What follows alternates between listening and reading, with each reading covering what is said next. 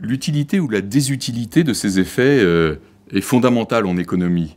Mais bien que la théorie de l'utilité soit antérieure, elle a été supplantée par la théorie ricardo-marxiste de la valeur travail et la théorie néoclassique de la valeur de marché, faute de métriques suffisantes. Or, il s'avère que le numérique apporte de manière massive ces nouvelles métriques de l'utilité, ce qui fait émerger une économie de l'utilité et les richesses associées. Pour prendre une métaphore, au XVIe siècle, les cartes marines, qui sont des nouvelles mesures de l'environnement, révèlent progressivement les nouveaux continents. Et bien de la même manière, ces métriques sont en train de révéler de nouvelles richesses. Alors des richesses relationnelles sont valorisées par Uber, qui mesure la qualité de la relation entre le passager et le conducteur. La richesse sociale est valorisée par Blablacar, qui facilite, qui stimule le sentiment de faire société avec les covoitureurs contre la société de consommation. Et la richesse environnementale, elle, est valorisée par la ruche qui dit oui, qui va favoriser les circuits courts de la distribution. Et on va retrouver la même chose pour la richesse créative, la richesse de la contribution et la richesse de la coopération.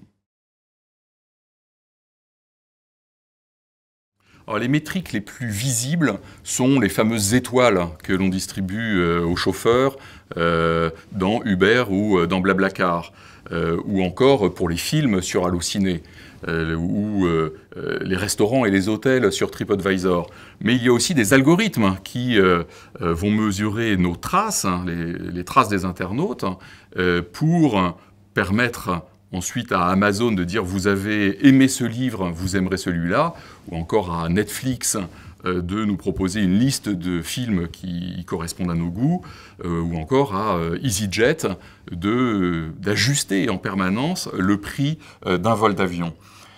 Ces algorithmes analysent aussi les signaux des objets connectés et permettent de baisser le chauffage quand nous ne sommes pas à la maison, ou encore de nous donner des conseils de santé en analysant notre activité et notre alimentation. Et on retrouve la même chose dans l'entreprise. General Electric, par exemple, a remplacé la fameuse évaluation annuelle des salariés par une mesure de leur performance en continu. Donc jusqu'à présent, on mesurait une quantité de travail, des flux de matière, des flux financiers et une consommation. Et maintenant, de plus en plus, on va mesurer des flux d'utilité ajoutée et des effets utiles. Et c'est ça qui va transformer jusqu'à la nature même de l'économie. Poser la question à des responsables politiques. Qui aujourd'hui, quelle est l'entreprise qui crée le plus d'emplois en France et quelles sont les raisons de son succès? Ils n'en savent rien car l'INSEE elle-même ne connaît pas la réponse. Les critères qu'elle a choisis ont été construits dans les années 50 pour décrire une économie centrée sur l'industrie. Et aujourd'hui, ces critères n'expliquent absolument pas pour quelles raisons un groupe comme Iliad Free crée 500 emplois dans le même moment où Orange en détruit 5000. Donc, mesurant des flux monétaires et des flux de matière, ces critères ne permettent pas de mesurer la qualité, donc ne permettent pas de distinguer un smartphone d'un téléphone, un transport en voiture d'un covoiturage, ou encore un achat à la ruche qui dit oui par rapport à un simple achat en supermarché. Donc pour répondre à ces questions sur la création d'emplois, nous avons construit un prototype basé sur les critères de l'économie de l'utilité. Il s'avère que ce prototype a révélé que le premier créateur d'emplois en France est le groupe O2, devant, un jeune groupe qui a moins de 20 ans, devant EDF et Airbus.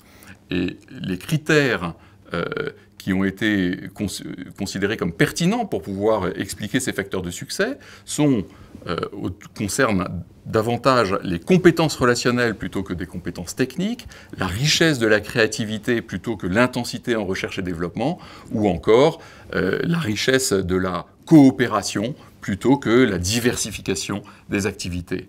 Donc l'INSEE, oui, devrait utiliser, mettre en œuvre les critères de l'économie de l'utilité.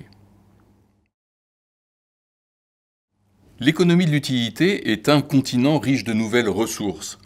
Pour le découvrir, le rôle des explorateurs est primordial. Mais pour espérer le conquérir, le rôle de l'État stratège est absolument indispensable. Pour coordonner les cartes marines, pour fortifier les ports naturels et pour défendre les navires des explorateurs. Alors aujourd'hui, les cartes marines sont les statistiques, on l'a vu avec l'exemple de l'INSEE. Les ports naturels seraient plutôt les contributions apportées par les internautes et qui, mal protégées, sont essentiellement monétisées par les grandes plateformes internationales. Donc les fortifier, ça revient à défendre le droit des contributeurs à ne pas travailler gratuitement et à contraindre les grandes plateformes à redistribuer ces richesses accumulées grâce à des licences à réciprocité. Enfin, les explorateurs d'aujourd'hui sont les entrepreneurs.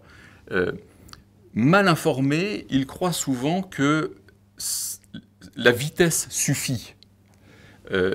Mais les armés et les former consistent à financer leur propriété intellectuelle et à leur apporter les expertises nécessaires pour les aider à se défendre face aux grands acteurs internationaux qui pillent leur innovation.